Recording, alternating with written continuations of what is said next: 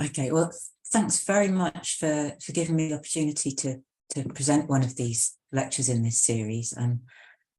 I thought I'd take the opportunity to present about using photographs in particular. As you can probably tell from Paul's introduction, at the moment, quite a bit of the research that I'm doing is actually to do with stories and using stories in fiction.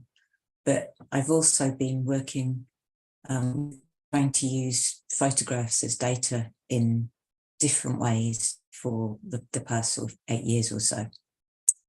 And part of the reason for thinking that this might be an interesting contribution to this lecture series is that we can have a bit of a tendency in the social sciences to default to written text or verbal, spoken communication as our main forms of data. And also as our main ways of expressing what we understand about the social world. So, the classic social sciences or education research paper is usually largely text without a huge amount of images in it.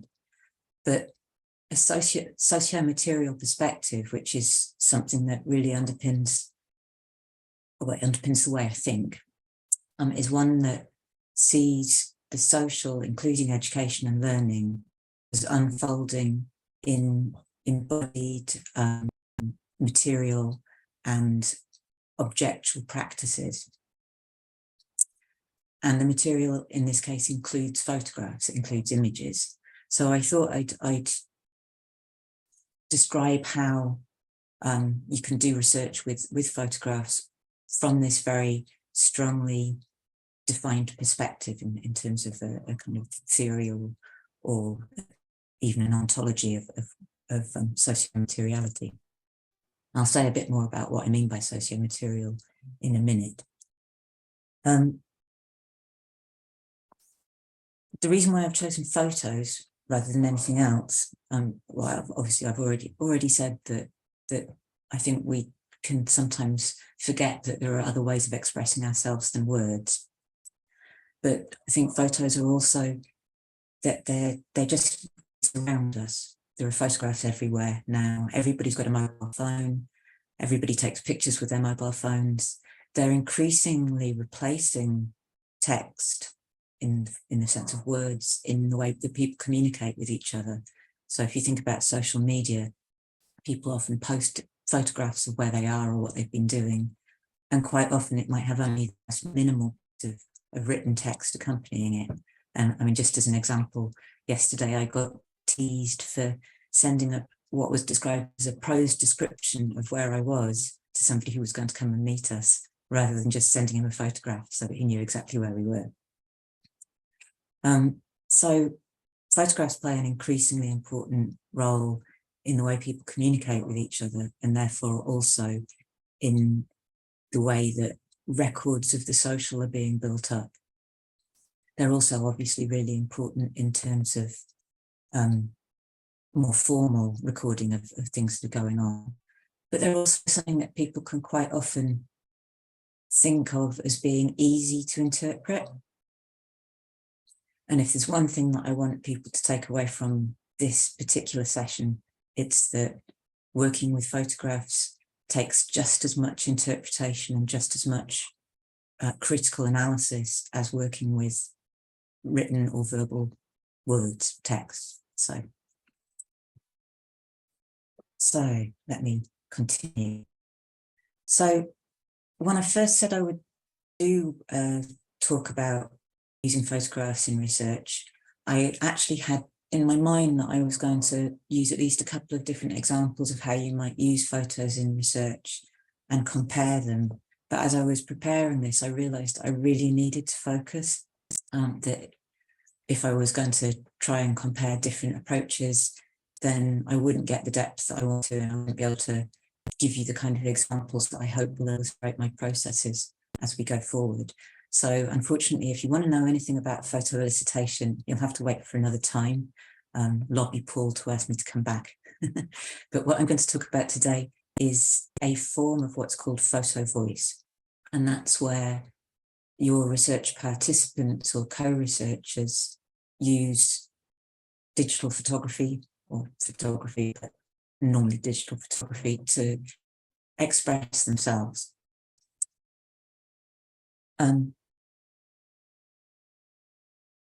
As I said, what I really want people to take away from this is the idea that you have to take photographs as seriously as texts and as complicated texts as you would a written or spoken verbal type text.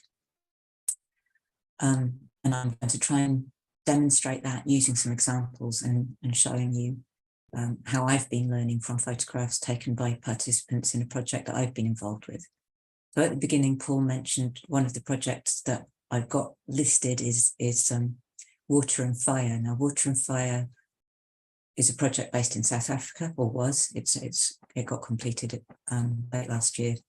And again, I'll say a bit more about it in a minute, but that's where the images in this talk come from. They are all from a particular project based in South Africa. If you're going to take photographs seriously as texts, there are various different approaches you can take to analysing them and treating them as text type objects. And you can read about all the different variety of approaches that there are in the work of authors such as Gillian Rowe or Gunther Kress. And I think I already included a couple of those in the references that Paul and Amy distributed before this talk. My own approach is very strongly aligned with a particular approach developed by Jewett and Ayama called visual social semiotics. So this is an approach to analysing images, not necessarily photographs, that's very strongly associated with social semiotics, but translated into a visual version. And it also has strong links with the traditions of iconography and iconology. Basically, it's an approach that asks us to attend to the lexis and the syntax of photographs or images in general. So what I mean by that is, just as written text is composed of words and the way in which the words are ordered and are structured and relate to each other, you can view an image as a visual text that is composed of different bits and the relationship between those bits. So on the left here, I've got an example where we might say that the syntax of that picture includes, the lexis of that picture includes the fact that there's a blue cylinder of some type, there's dry looking sandy ground, and there's green grass. So the main colours that describes the colours that contribute to the image, and some of the shapes of them.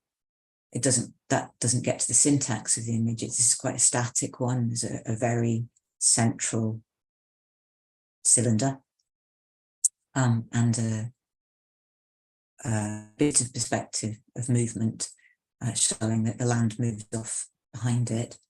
The image on the right has got a completely different lexis and a completely different syntax. So that includes, it's an image of what appears to be a young woman walking away from us. There's some water in the foreground, there's a black tub, and there's some blue and white things that we can't see in total, but they look like they might be doors into some kind of containers or some kind of huts. So we could describe the images in terms of their lexis and their syntax, but that doesn't explain quite what the images are of, because our readings of them, the way we respond to images, also depends on the cultural resources we have access to and the knowledge that we've got. So in these two examples, it may be that for many people, the picture on the left is really quite mysterious, in the sense that it's a blue upright cylinder. And you have to have some cultural contexts and some relevant local knowledge to know that that is a community tap. It's basically a standpipe with a tap attached to it inside a blue plastic cylinder. And that's somewhere that people will go to go and access water. Similarly, the picture on the right, we can't start to interpret that until we know what all of the elements actually are. And again, you might notice now that I've mentioned what the blue cylinder is in the picture on the left, that there's another blue cylinder there, and that's actually another community tap. You can actually see the tap just poking out of the top. But you may not know. In fact, it's quite unlikely that you would know unless you know something about the context that the picture is taken in, that these blue and white cubicle type things here, they're community toilets. So they're actually chemical toilets for the community to access. But you can't necessarily know that or interpret the image correctly unless you've got access to that local contextual knowledge. As well as having access to the local contextual knowledge, the way we read these images also depends on the other cultural, personal, and emotional resources we bring into an interpretation. And again, I'm going to try and demonstrate that as we go through this session. So the title mentioned sociomaterial landscapes, and I feel like I probably need to explain that a little bit more. As I said at the beginning, sociomateriality is a perspective in which we see the social being embedded in and unfolding in entanglements of human and non-human things. When I talk about sociomaterial landscapes, I'm thus talking about that entangled, intricate connection between place and social practice. And so the sociomaterial landscape includes both the ways that the landscape has been influenced by social practices and histories. So, for example, you might look at the landscape and think, well, it's been built on, and therefore its water retention properties will have been changed because maybe it's been tarmacked or it's been cemented over. But equally, the people and societies that live in and develop within landscapes are affected by the landscapes that they're in. So it's about this two-way, mutually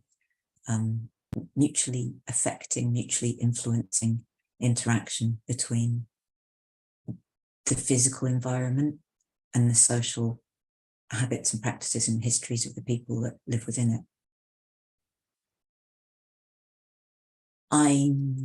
This isn't a theory lecture, so I'm not going to go into enormous detail about this, which I'm sure everybody will be glad to know. But my own personal vision of sort of sociomaterial take is very largely informed by complexity theory and by Deleuze's philosophy. And the relevant things that I want to bring up here are really the idea of assemblages. So in Deleuze's thinking, assemblages are connections, collections of connected people, things, objects through which knowledge and understanding and emotion can flow. And in the context of this research, I'm thinking about the site where the research is taking place as a kind of assemblage, as the sociomaterial landscape is a kind of assemblage, but also that the images that we've got, the photos that come out of the landscape, are also in themselves assemblages. And again, hopefully that's going to become clearer as I go on. The other ideas from Deleuze's thinking that I'm going to use are lines of articulation and lines of flight, but I'm going to explain them when I get to them. Just a heads up that it's not the only theoretical concepts that are going to come in here. So, why would we want to use photos to explore sociomaterial landscapes? Well, I'm assuming that you agree with me that exploring sociomaterial landscapes and the place-based learning that takes place within them is worth doing to start with. But once you take that as something that you think is interesting, photographs can give us access to spaces that we don't normally have access to. They can give us access to unfamiliar spaces. They can help us see things from the perspectives of the other people that take them. They can also be used to make the familiar strange. What I'm going to talk about today is largely the first of these. It's about using photographs to explore and understand spaces that actually for me I've never even been to, but I've come to know quite a lot about.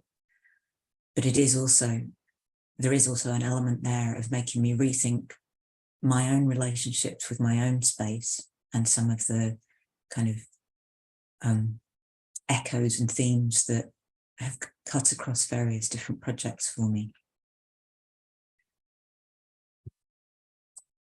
As I said, all of the photos that I'm showing you and that I will continue to show you were taken by people in a project called Water and Fire. This was a project funded by the Global Challenges Research Fund, and it ran until October last year. It was a collaboration between Glasgow, Stirling University, the University of Western Cape, the University of Cape Town, but most importantly, a non-profit organisation based in Cape Town called the Sustainable Livelihoods Foundation, who coordinated all of the field work. So I was effectively the UK lead on this project, and I didn't go to South Africa once. You can probably guess from the fact that the end date was in October last year that the start date was in October 3 years before that. And so basically the project almost completely overlapped with the onset of COVID-19 and dramatic restrictions on when you could move. It's also a project about climate change linked environmental stresses in South Africa. And from an ethical point of view, I didn't think it was appropriate for me to contribute to masses of greenhouse gas emissions by flying backwards and forwards to South Africa in order to not be very useful trying to do research in an environment I wasn't familiar with. So I didn't go once during the whole project. The aim of the project was to try and understand and learn from the experiences of people in marginalised settlements in the Cape Flats area to environmental stresses, including drought, so water shortage, fires and floods that all occur with increasing frequency as a result of climate change. So that was the sort of big picture of it. And this is a picture that shows one of the settlements that we were working with, to give you an idea of the kind of place that I'm talking about. So when I say informal, I mean what used to be called illegal. They're settlements that have been built without any planning permission. They're not part of the city of Cape Town's official city. They're largely inhabited by people who are socially and economically and financially very precarious, very high unemployment rates, high density populations, mostly living in shacks. And in this particular case, as you can see, there's not really much in the way of evident services. You can't see roads. There's nothing in the way of electricity pylons and stuff. So they're very different to, for example, living in Stirling, where I live, and living in the kind of, lucky, well-developed, well-serviced formal accommodation that most of us have largely lived in for most of our lives. In particular, the photos I'm going to use to show you the process are from a place called Sweet Home Farm. That's what you just had a picture of from a photographic, normal photographic perspective. This is an aerial photo of it, and the reason for showing you this is to highlight the fact that it's bounded by two major motorways here and actually a railway track here. So it's kind of closed in, bounded space that there's no getting out of. It's about 30 kilometres from central Cape Town, so a long way from the sort of major developed services of a culturally very sophisticated city. And it consists of totally informal housing. In the past, it was a region of fairly low productivity agricultural land, hence the name Sweet Home Farm, a legacy name. It then got used as a builder's dump. It's a natural stormwater pond, basically. There's a very shallow water table, it floods all the time, and it was only possible for people to start building on it when enough builders' rubble had been dumped in it. However, it's been an informal settlement for almost 30 years now, and it's home to about, well, we don't know, we don't have an up-to-date census data for it, but it's probably about 40,000. The last census that we've got data for, there was 27,000, and that was more than 10 years ago. So there's a lot of people living in a fairly small space with basically no services. What we did was we recruited 7 co-researchers who were residents in Sweet Home Farm. It was Sustainable Livelihoods Foundation who managed all of that, but they already had good connections with the place.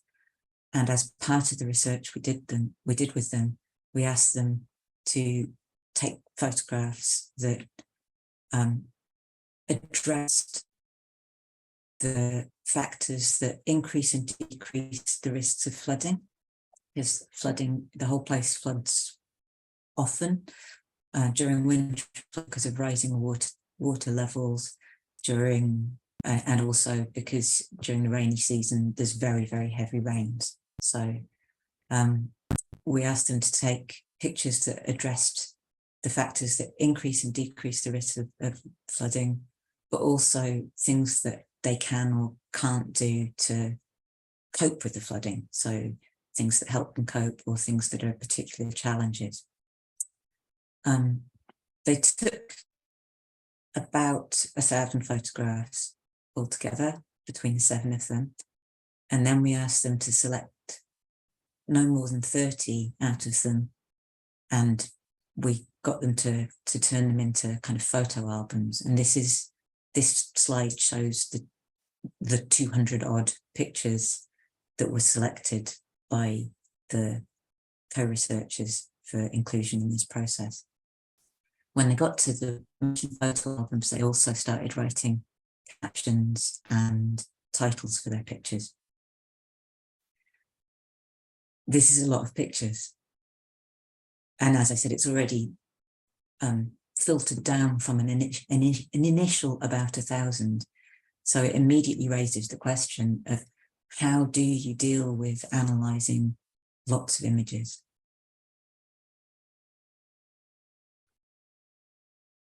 The approach that I'm going to describe and that I've been developing for about the last 8 years, as I said, is strongly informed by this Deleuzian type sociomaterial perspective. It combines the kind of technical approach to analysing images from visual social semiotics with this Deleuzian sensitivity to assemblages, and in particular the idea that when we interact as researchers with research data, we're actually forming an assemblage with the data ourselves. So to try and do justice to the photographs, basically the approach that I take and that I'm going to try and illustrate here is one that unfolds effectively in 3 phases. And they're not linear, you move backwards and forwards between them. But the first phase is what I've referred to as becoming sensitive. Second is becoming affected, and the third is becoming analytical. And again, I'm going to try and illustrate each one of these. So what do I mean by becoming sensitive? Basically, I mean immersing yourself in the pictures, spending time with them, and trying to attune to what's going on in them. This is particularly with an eye to looking for repetition and difference within the pictures. So we might look for repetition of colours. If I go back, you can see that there's lots of repetition of what looks like blue skies. Right? The colour scheme, the colour palette, there's repetitions in that. The photos are dominated by these bright, bright blues and by these kind of murky browns and sort of brownish greys. And you begin to notice that quite quickly. You start to become sensitive to the content. So what I've got here is a series of photos that all repeat the same basic content. They all show a drain, a street side drain, but they vary in important ways. So the first one, top left, is just a drain. It's not blocked. The one below it is a dry drain that's got blockages in front of it. It's got stones. The next one, the middle top one, is a block drain during a flood. There's water. The one below that shows a mixture of water and dirt. Then the one on the right-hand side, again, shows more images of flooding, but now including some other stuff in it. And the one below starts to show a bigger shot. So we're beginning to see themes occurring in the photos. There's obviously a repeated motif of drains, but there's also variations within that, from a free-flowing drain to a dry block drain to a really quite horrible looking block drain. The second stage that I said was becoming connected. And it's really important to me that we acknowledge that actually we are, as humans, going to feel emotional responses to things. There can be a tendency to say, in order to do research, we've got to somehow turn ourselves into completely objective, rational, emotionless machines that don't respond in a way to our data. But I think that that's doing ourselves a disservice, because it's an important part of human nature and of our social interactions that we are actually emotional. It's partly what contributes to our ability to make decisions, to make judgments. And I think if I were to pretend that I wasn't experiencing some emotional responses to the images, well, I would be pretending. And particularly in this context, I think I can invoke the African concept of Ubuntu, which is loosely translated as humanness, but it's a very central concept to life in Africa, particularly in Southern Africa. And emotional responses are part of our humanness. What I've used to illustrate that, and how that can be, how I think it's an important part of the research process, is this series of photos here. So you can see I've moved away from drains, and now we've got a series which is again a repetition of a particular visual motif, but variations. And the visual motif here is rubbish. It's waste.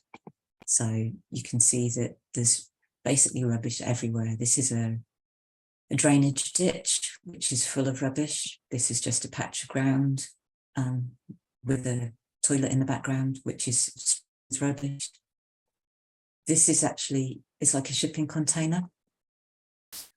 And it's what the City of Cape Town officials supply for people to throw their rubbish into, because there is no domestic waste service. It's not a formal settlement. There are no formal services, but the waste problem was getting so big that they do actually bring in these massive shipping containers, encourage people to chuck their rubbish inside them, and then every now and then someone's sent in to clear them out. And then there's a picture of an open dumping ground here on the right-hand side. And I would be, as I said, kind of lying to myself, pretending if I didn't admit to feeling some disgust at some of these pictures. It's a horrible environment. Sweet Home Farm couldn't be worse named. It is not sweet. And it certainly isn't a farm anymore. And I could try and suppress that, but actually the co-researchers experience disgust as well.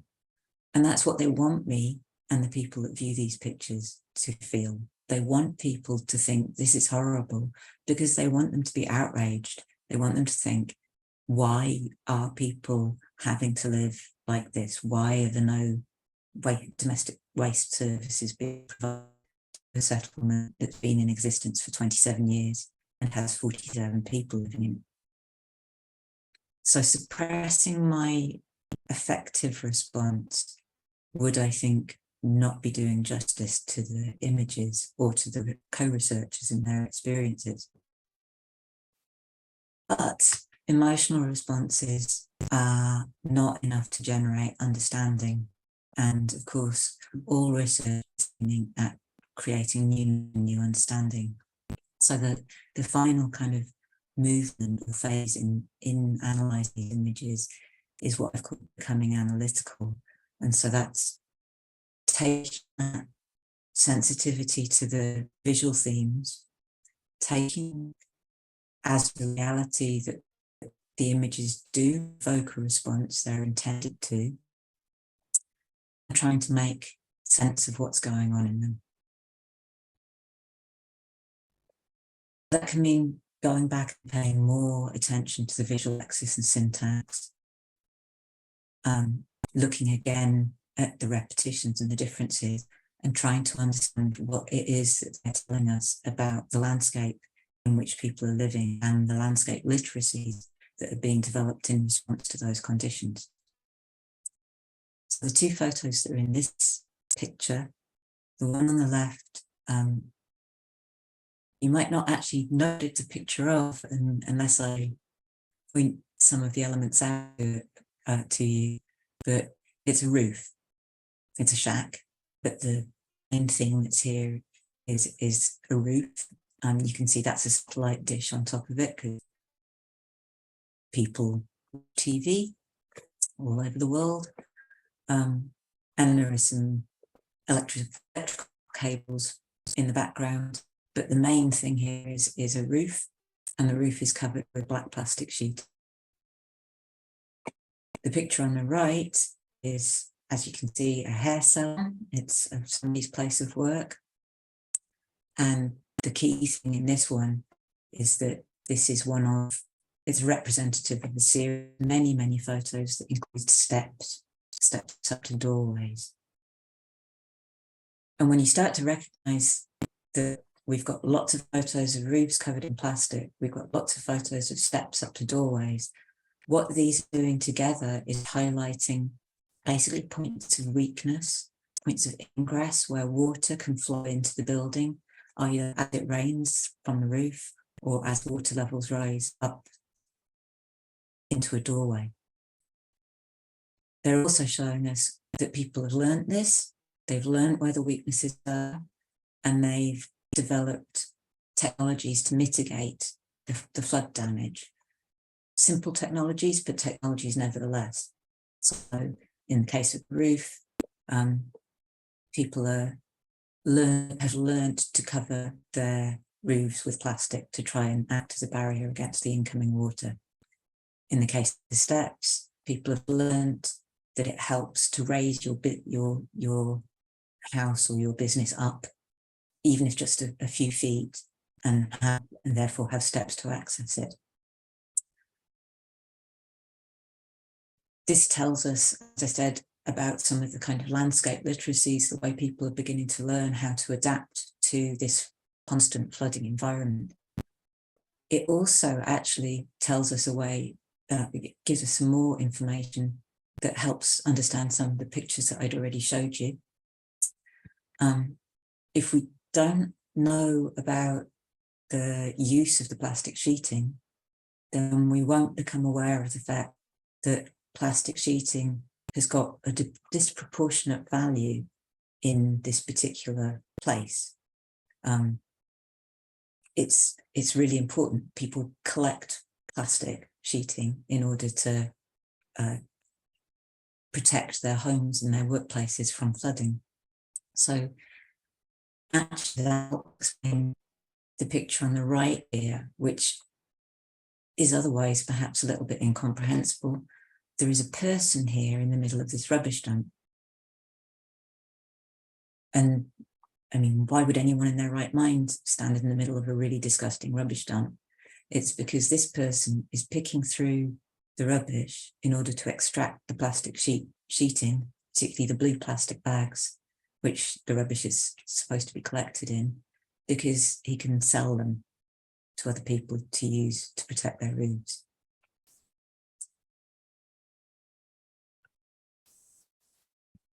Other ways in which we learn about the landscape and the way that people are learning to live within the landscape from the pictures. What I just showed you was about the ways people are adapting to the landscape. This is another, these two are also kind of represent a series of quite common images. To my great surprise, one of the most common things in the images was pictures of people chucking stuff out of buckets. And these are two very contrasting visual images of people doing that. The one on the left shows somebody very carefully emptying a bucket into a drain at the side of the street.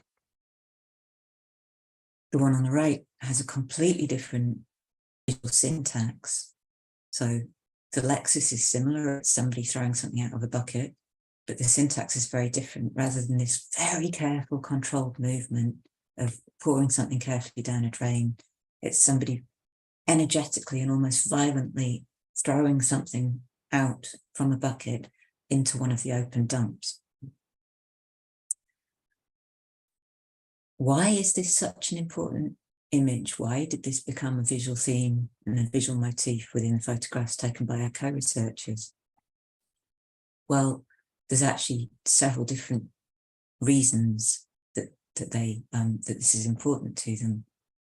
The image on the left were actually two photographs of the same event taken by different people. They didn't know that they'd both taken photos at the same moment, but one of them explains this as an image which illustrates somebody being very careful and not contributing to flooding because she's carefully throwing something down the drain. Whereas the other person said, this is terrible. This is somebody who's going to block the drain because she's throwing stuff down the drain that shouldn't be there. She's throwing food waste down the drain. The one on the right, again, the person that took it was very critical of the person throwing their stuff. It is human waste being added to the rubbish dump. But the reason why the person has to do that is because there is no sewerage. There's no water, there's no sewerage. So where else actually are they going to dispose of human waste? Well, there's chemical toilets that were supplied by the city authority, but there's not enough of them now that the population has grown so much, and they're very irregularly emptied. And basically, a lot of the time, people just have to use buckets.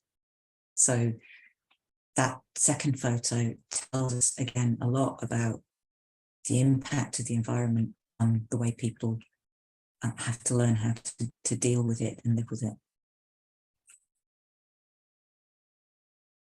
I showed this image earlier on, and actually what the previous images have taught us about the environment now allow us to interpret this image and understand its meaning in quite a different way from what we would be able to do just looking at this image alone before immersing ourselves in the other images and getting to know what they tell us. So what we can see here, as I said before, is a picture of a young woman dressed in a very bright, clean-looking pink skirt, walking away from the camera, walking away from what looks like pretty filthy water in the foreground, and walking towards what we now know are chemical toilets and a community tap. The meaning that this picture holds is again influenced by what we now know, that the environment is full of rubbish. It's full of dirt. People are concerned about health hazards. They've taken lots of pictures of dirt. They've taken lots of pictures of things being thrown out of buckets. And what I know, and I'm now going to share with you, is that this picture was taken by the child's mother in Kebakazi. And so for her, this is an expression of fear for her own child. This is an image that shows a child walking in what could be a very toxic environment.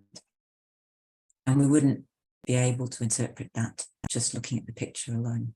But knowing what we do about the rest of the environment changes the way we see this image. The last picture I want to show you and talk a bit about is this one. So I mentioned lines of articulation and lines of flight, and I forgot to then clarify what they are, so I'll do that now. In Deleuze's way of speaking, lines of articulation are repeated patterns where the same thing happens over and over again.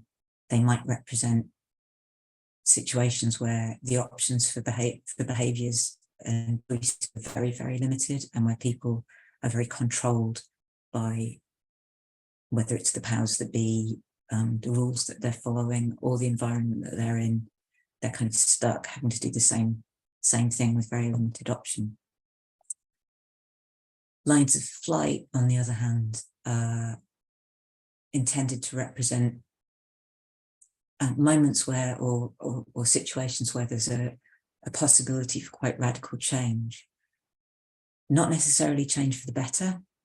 And it is possible for it to be a time when somebody escapes from this very repetitive and constrained way of behaving, but actually, as a result of doing that, risks quite serious damage to themselves.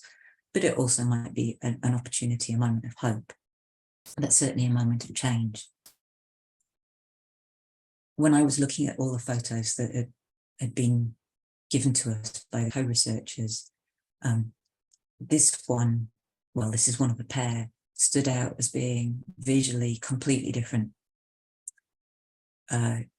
It's one of two photos of the same place, both taken by the same person, John. And you can see, although there's the same bright blue of the sky, the colour palette is somewhat different from the other pictures. It doesn't have the dirty brown. It doesn't have the bright synthetic colours of the plastics, like the plastic of the toilet cubicles or plastic litter. It's not looking within the settlement. It's looking out of the settlement. You can't actually see the settlement there at all. The water looks clean. It looks natural. It doesn't look like stagnant flood water. There's also evidence of what looks like healthy, thriving, verdant reeds. There's green grass. There's trees in the background. So for me, as a distanced researcher who's not part of this environment, this stood out as a visual line of flight from all of the other images. In fact, it felt like a relief. It evoked or provoked a response, relief, and even hope. And I was wondering, is this an image that shows perhaps a healthier, happier, better way of living? Is it something that represents a bit of potential hope in Sweet Home Farm? Because of course, a nice, open, natural environment like that seems like it should be a hopeful image. And that's why it's always really important to check your assumptions when you're interpreting images, because the person that took it, John, this is what he had to say about it. You may see a dam, But this place holds high importance to us, the youth of Sweet Home Farm. This is our playing ground, our soccer field. With this year's winter and the blockage of drains, it's really, really affected us badly. In Sweet Home Farm, there's no facility that caters for the kids. Kids that are inactive may find activities in breaking the law. Kids are 30% of the population of the country, but they are 100% of the future. Let's prioritise them and their talents and nurture it. So for John, that open, lovely, natural looking wetland isn't. It's the flooding that results from block drains and the exacerbated rains, the heavier rains. And to him, it's an image that shows potential damage to the children and young people growing up in the community.